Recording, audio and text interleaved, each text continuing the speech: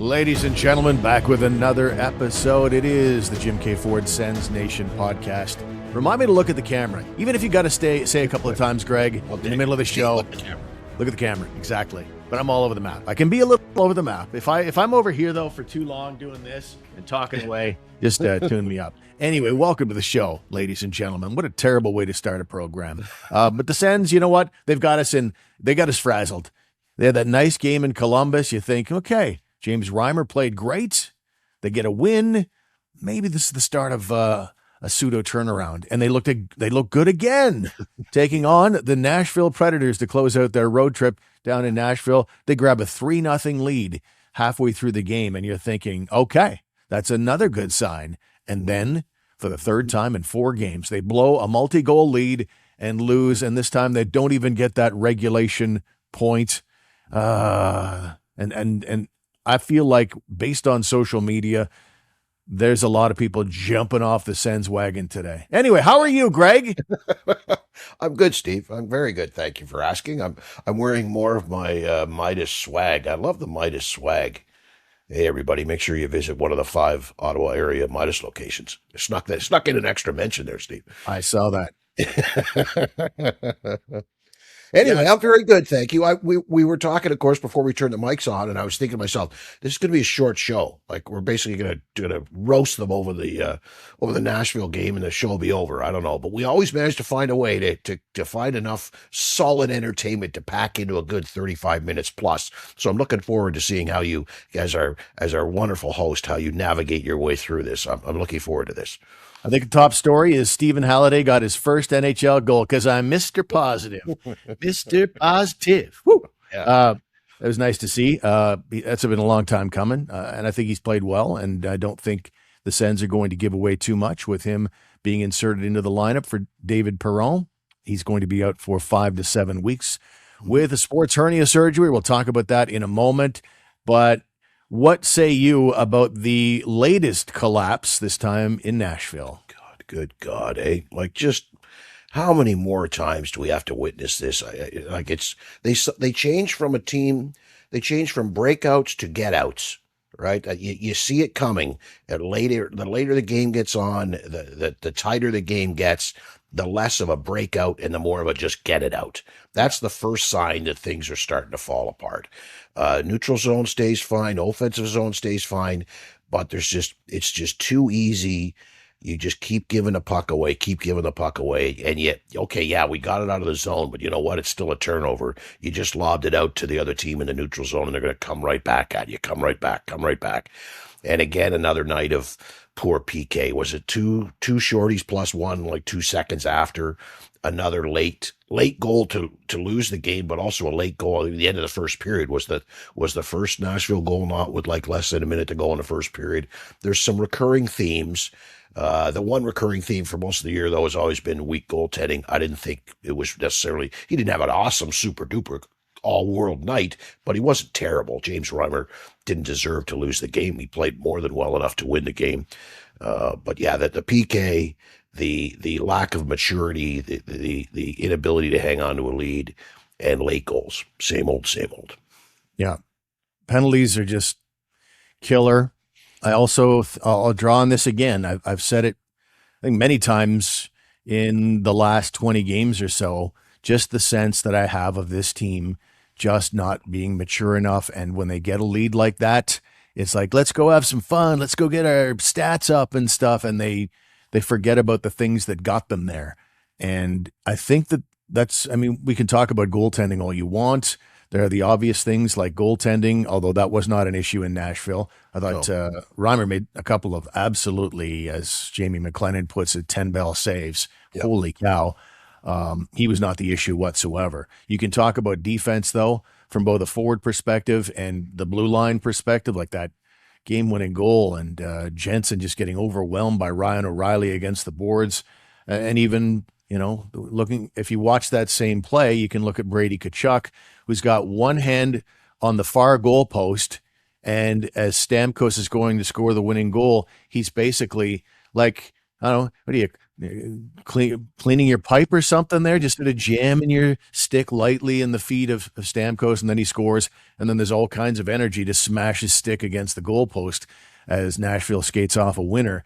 But it's that maturity factor that I think is through no fault of their own. Here's my theory coming down the pike here. Okay. I believe the Ottawa Senators, the core group, the guys that we used to call the young guys, the young core, I believe they're like children who raised themselves, because the kids got here through no fault of their own again.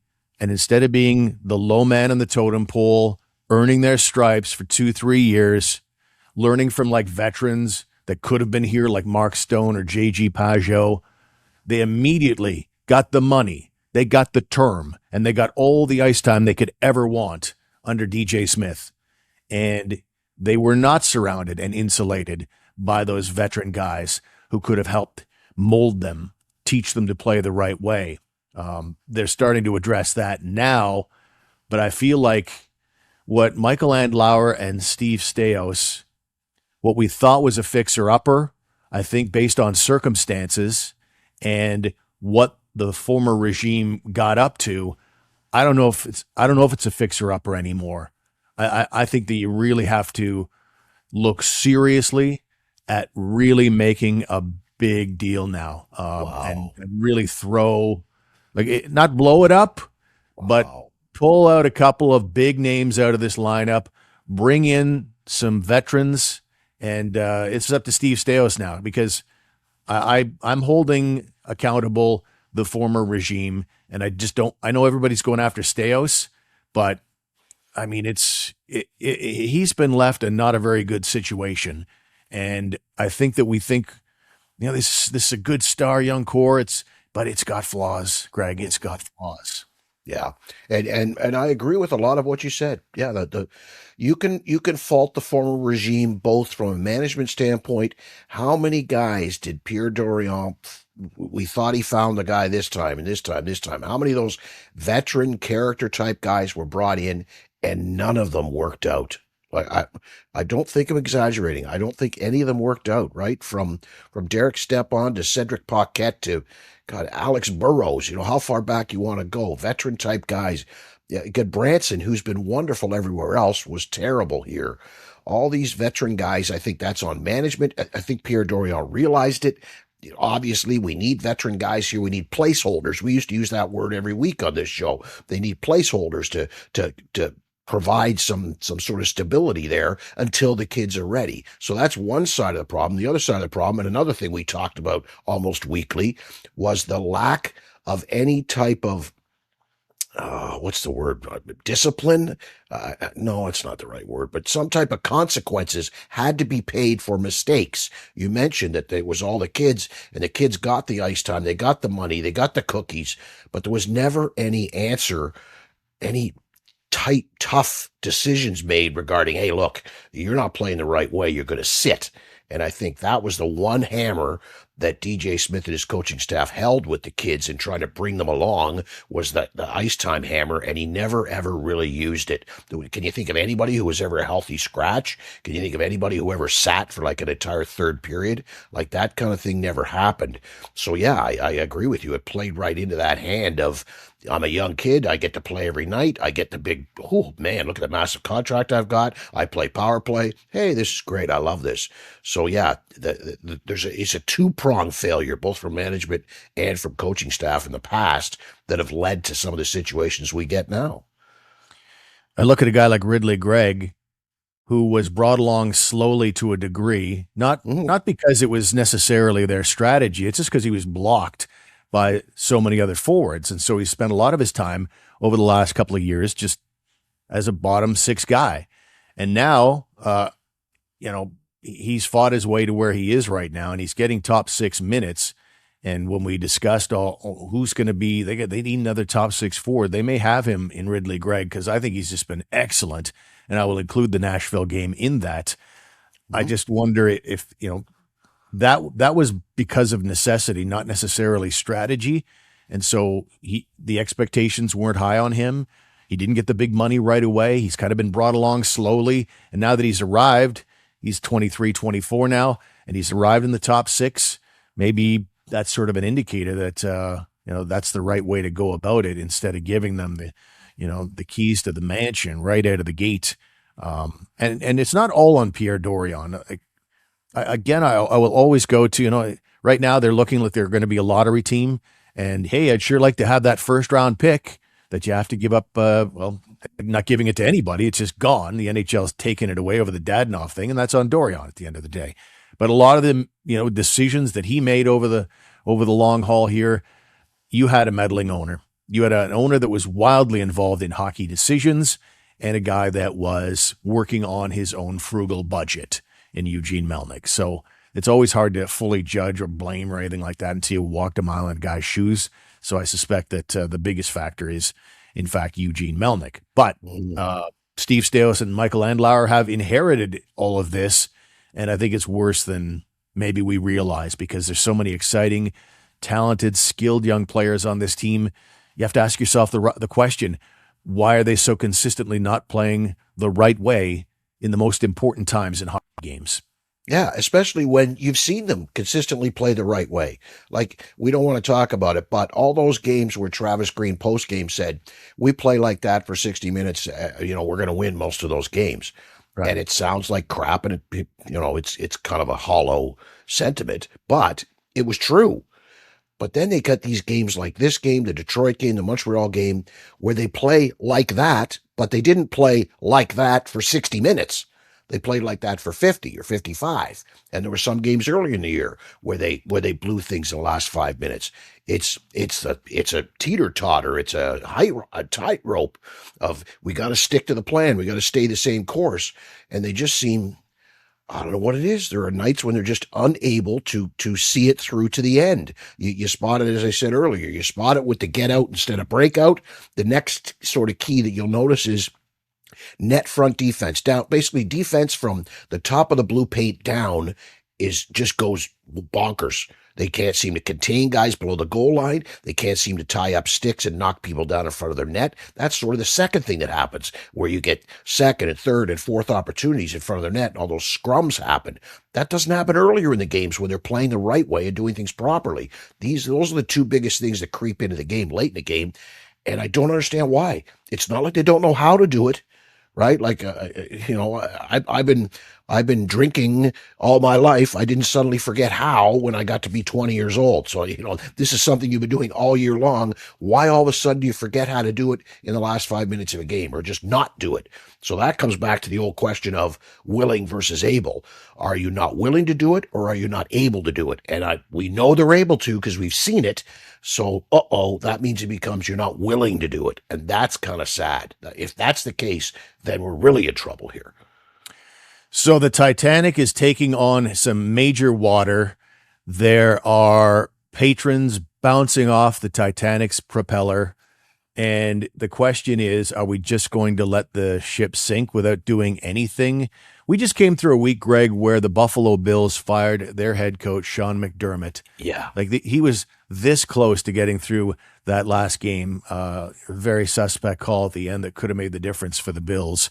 And this guy's record, I think, was something like 90 wins and 50 losses with the Buffalo Bills. And that was an organization that had really fallen on hard times since the 0-4 Jim Kelly, Marv Levy years. And so you'd think that you'd hang on to that guy. He's unbelievable record. Back next year, try again. But almost just for the sake of, he had so many opportunities in the playoffs and they couldn't get to that next level, get to a Super Bowl, win a Super Bowl. And so they decided to make that decision, almost change for change's sake. And I'm not saying necessarily it has to be Travis Green, but I mean, doesn't something need to happen? Or are we just going to let this boat just sink under the water in the darkness and be okay with that? Yeah, like change for change's sake, I agree. Not necessarily the coach. Like, by God, I dare to say it, do you trade Brady Tkachuk for like 3 really good players and a draft pick? That would change things in a hurry. Please don't put that out on Twitter and make me out to be the guy who's saying he's going to be traded. But is that the type of move that's required?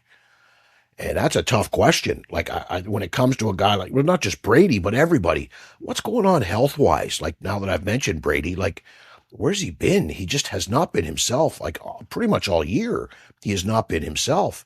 So I wonder what are the underlying health issues amongst the players in this lineup, and is that contributing? Obviously, it would be contributing, but to what extent is that contributing to problems? Only Steve Staios, the coaching staff, the training staff, the doctors, the medical people, only they know that stuff. But is that contributing to the problem here? Is there underlying health issues that we as a casual fan, or you and I as a more than casual fan, that we just don't know about? Is that contributing? But I would say that if everybody's 100% healthy, and you're just not getting the job done, then yeah, some kind of change is necessary. I mean, duh, obviously, some kind of change is necessary. All other things being equal, that's the next step, isn't it? Try something. Just try something to keep the Titanic reference going, which is getting huge critical acclaim online right now. So thank you for that. I appreciate it. It's like they're standing around the little fiddle quartet as the ship sinks. Try and jump into a lifeboat, grab a life preserver, run to the other end of the ship, do something. Right now it's bothersome that, and it remains to be seen, maybe they do something in the next week or two, but, I'd like to see something, because inactivity right now, I don't think it's going to go over very well with Sens fans. We just hit the 50-game mark. 50 games. Okay. So it's still 32 to go, and Sens fans at least want to get a sense of, okay, can you climb back in this thing, which is unlikely, or are we building towards something next year, or are we just going to continue fiddling on the deck as this thing goes under? So that's the question then. Is the change... do you think it's any change, or do you think it has to be significant change? Like we discussed the players before, the guys on expiring contracts. You're not going to probably move Giroux on expiring contract. You're going to keep him. You're going to re-sign him. He's safe, I think. I wouldn't trade Claude Giroux unless Claude Giroux came to me and said, you can trade me if you want to. I'll sign back in the summer, I promise, or something like that. But then you've got David Perron, you got Nick Jensen, you got Nick Cousins, you've got I know there's one or two more that I'm not coming up with that are upcoming free agents. Lars Eller, you got guys that you can move. I don't know that they're going to rock. They're not going to save your Titanic, but is it that kind of trade, or are you advocating for a big trade? Are you advocating for a big name and a huge, serious improvement up front or on the blue line, wherever? Are you advocating big trade, or are you advocating multiple small trades? I'm not advocating multiple small trades, and I'm not going to name anybody's particular name. I don't think there's any value in that. I would just say that they need a big trade, or they need a coaching swap or something. They need to shake this thing up right now. Travis Green's had a year and a half with this thing now, and I don't think he's done a bad job. I like his process-driven type of coaching style. Wish he was a little more upfront with the media, but that is what it is. Not really relevant to the fans or the success of the team. But you can't deny that Columbus looks like a different team since they swapped out Dean Evison for a guy like Rick Bowness. Same guys on that bench, but they bring in a guy like Rick Bowness, and then you hear the honesty that happens after the old coach is gone. Goalie Elvis Merzlikins, like 4 games out there, like they went on a win streak, like 4 or 5 games or whatever it was. And one of the sideline reporters got him after the game. He was the star, and he said, what's the difference? Why are you guys so hot right now? And he goes, what's the difference? Coach. Yeah. And he said, coach. Yeah, new coach. Exactly. He said it twice. Initially I thought, is that a language barrier? No, new coach. He was very clear about it. Yeah. So I'm not in the room to know if coaching is a problem one way or the other. I don't know which of the young core is problematic in a way that maybe people don't necessarily see on their TV or when they're watching at the rink. But I know that somewhere in that jambalaya, there's something that's dysfunctional, and, it needs to be addressed, because Steve Staios would know it. I don't know it. Fans don't know it. Listeners don't know it. But yeah. Steve Staios probably does. And he knows probably how unpopular a decision like that is going to be. But I think it's still a decision that needs to be made, whether it is Brady Tkachuk, because okay, you forced me to name names. If it is if it is a Tkachuk, Yeah. like let's look at the situation. I went into this season not sure what Brady Tkachuk's long range plans are. Will he re-sign here, or will he do what his brother did in Calgary? I don't know. His dad came right out and said, I think he's in for the long haul. But I always went into this season basically thinking, okay, this is a big year for Brady Tkachuk and the Ottawa Senators. Like, if they hope to re-sign him in 3 years, they need to have another step. Not just get to the playoffs, but give Brady Tkachuk the sense that this team is on a winning path. Now they're taking this massive step backward. And now I'm at a stage where I'm skeptical as to whether Brady Tkachuk will want to re-sign here or not. And now that I've moved into that headspace, because the previous headspace I had was like, no way, that guy's a heart and soul player. He's not going anywhere. Like Alfie, I want him to stay here as a Senator for life. But if he's moving into that headspace, and all I can do is speculate on that, and it can't be in a good place right now, then my headspace immediately goes to, if that's the inevitable conclusion, then you can't shut the door on that idea. Exactly. And the asking price is a top 3 guy, a first round pick, a high prospect, and maybe a second round pick or a third round pick, and or a like bottom 6 forward, right? Like you're looking at 4 assets coming back.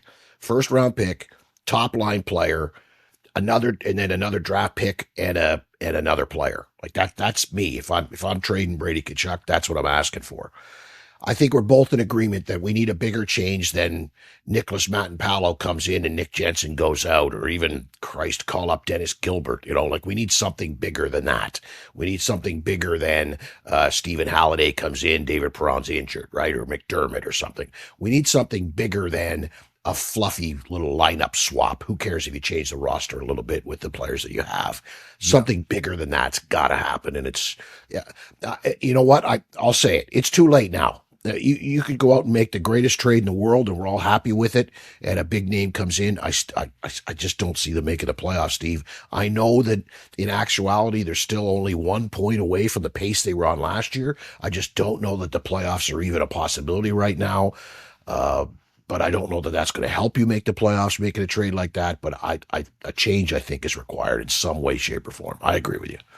Brady Tkachuk is truly one of my favorite players in the NHL to watch. He hasn't been himself, I think, since the thumb injury. And so I think that's a temporary situation. I don't want to see Brady Tkachuk go, but I'm also thinking about what he might be thinking about. And so it's all sheer speculation. So I don't want anybody clipping the podcast here and say, Warne's out here demanding the Sens trade Tkachuk. It's just an example of doing that Herschel Walker style home run deal. It could be, maybe you're looking at something else, whether it's a Shabbat or a Batherson or whoever you deem to be an excellent trade chip.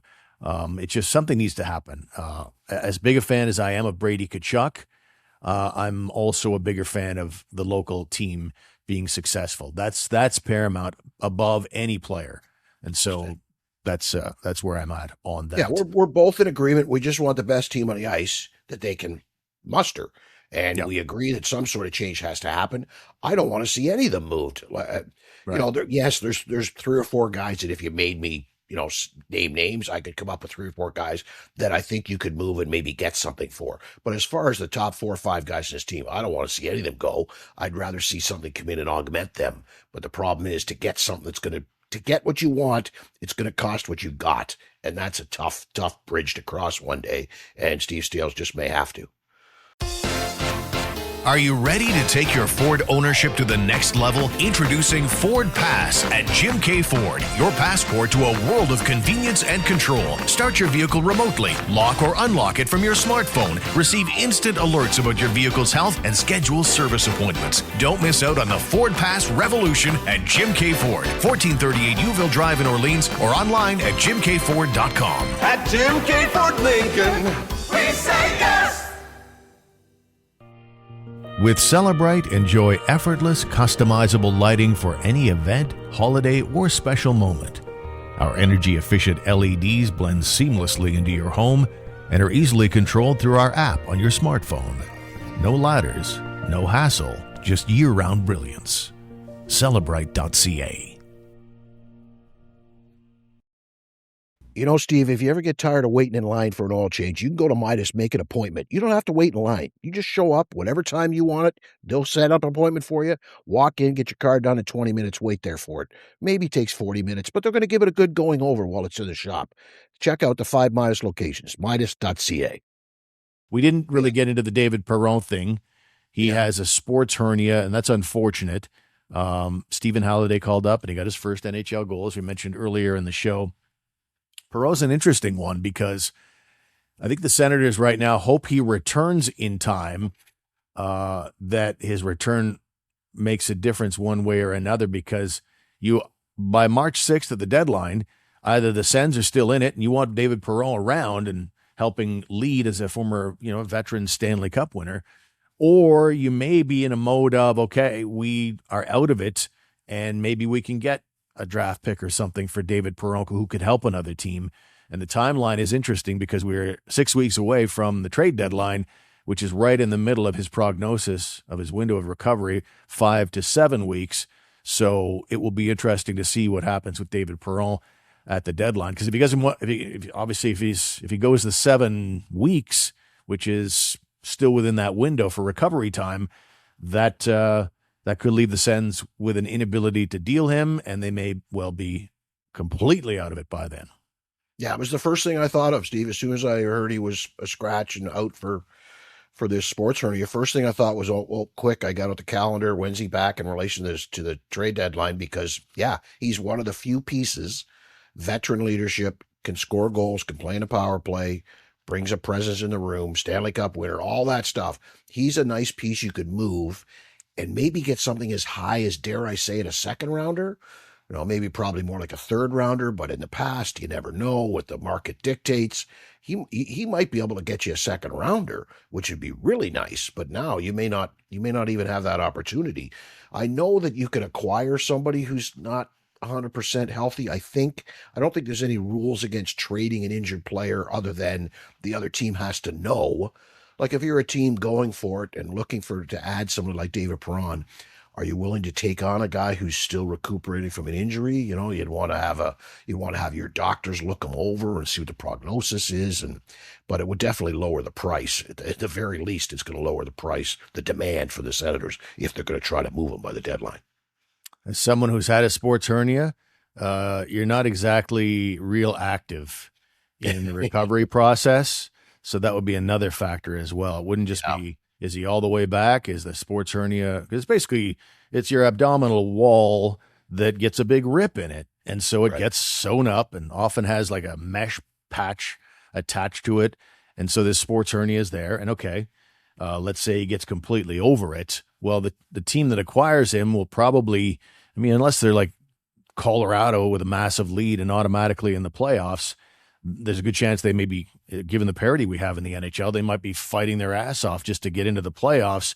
And so if David Perron at 37 has been off ice for 7 weeks minimum, it's going to take a while for him to play his way back into shape again. And he might not be, in late season form like they hope that everybody would be for the stretch run. So it would turn me off as a GM. I'll say that. Right. Yep. And he's the big, like Lars Eller's not going to fetch you as much. I really think out of all the guys that are sort of in that pending free agent veteran guy that you could move, I would think David Perron's probably going to bring you the best price between he and Eller and Cousins and Jensen, those types of guys. I think he's going to get you the best return. And unfortunately, even if he is back, he's only going to be back for a day or two. So it's it's affecting the return. It sucks. So let's look at the next 3 games here. No, do we have to? Like, I don't know, where does this rank in terms of, I'm sure we've done, I don't know how many podcast episodes we've done, but where does this rank in terms of negative episodes? It's got to be top 5. Yeah. Oh yeah. For sure. I thought you were going to say the upcoming 3-game streak here. These 3 games might be the toughest 3 games in a row the Senators have ever had to play. Like that's probably part of a good conversation too, right? Yeah, Like it I don't know, probably. but then again, the way this team plays, Steve, they may win two of them and lose the other one in overtime. That's just sort of the way they are, isn't it? Yeah. Last episode, we talked about the upcoming 4 games, and the Nashville one was like, we hope, if they win 3 of 4, the confidence they'll get from that, along with the points, they'll be right back in it. But the one they surely need is Nashville, which is a very ordinary team. Now, they've been playing well, but standings-wise, they're not that good. They're a game or two over 500. And then the 3 games that follow back at Canadian Tire Center are as follows. The Carolina Hurricanes on Saturday night. The Canes are 2nd overall in the NHL. Sunday evening at 5, Vegas is here. That's a team that's 9th overall in the league. And then early next week, I think it's Tuesday. Don't quote me on that. Don't have it in front of me, but I think it's Tuesday. It's Tuesday. They will host the Colorado Avalanche, the 1st overall team in the National Hockey League. I was joking online, for those of you who are Game of Thrones fans, that classic moment in the episode The Battle of the Bastards, where Jon Snow is basically off his horse and he's being attacked by roughly 10,000 soldiers on their horses. He's down on the ground. He takes his sword out and he's trying to get ready for them, knowing he's going to die in a second, but he's just going to put up a valiant effort. That is the Ottawa Senators for these next 3 games right now. Yeah, and I'm not holding out much hope. I mean, we could say it again. If ifs and buts were candy and nuts, we'd all open a corner store. But if they could maybe, I don't know, if they can manage to get 5 points out of these 3 games, which I think is almost impossible, then maybe they're still in it. But I wouldn't be betting on it, folks. They're probably better odds that they go 0-3. They are. It's better odds they're going to go 0 points than they're going to go 5 points. That's for sure. And so ends the bleakest episode ever of the Jim K. Ford Sens Nation podcast. Really? No, I shouldn't say that. I was going to say there's nowhere to go but up from here. But depending on what happens, baby. That's just, I'm going to knock on wood after I say that. But anyway, you've got the schedule in front of you. Let me tell you about all the usual stuff, the usual things. We invite you to check out our website. It is sensnationhockey.com. That's where you'll find all the links to everything. Whether you want to watch us on YouTube, the YouTube channel is there. And what we're going to start doing now is sort of, shorter segments. You'll always get the full podcast episode, but there'll also be within each podcast, we have different topics and things. So a little more bite-sized versions of the podcast to try and attract a few more good listeners. But also on the website, you can check out all the various places. You can listen to the show audio-wise. We invite you to like and subscribe, of course, and there's also a link there to the Hockey News Ottawa. I'm the site editor over there. Lots of great Sens articles to consume. And Gregg, that's it for me. You got anything final? No, I'm good, Steve. I'm right. Good. Did I look at the camera enough today? You were much better, I think. Well, we'll see what they say in the comments, but you were much better today for sure. I'm worried about this Gorbachev thing I've got up here. It's some sort of age spot. If anybody knows anything about that, let me know. Because I've developed an age spot in my forehead. It's kind of. I think that's actually the village map of Cobden, Ontario. Yeah, something like that. I need Frank Drubbin to rub it off. Cobden, by the way. Frank Drubbin, sorry, to rub it off. Right. We got to go. Ladies and gentlemen, thank you for being with us. Looking at the camera again. Intimate.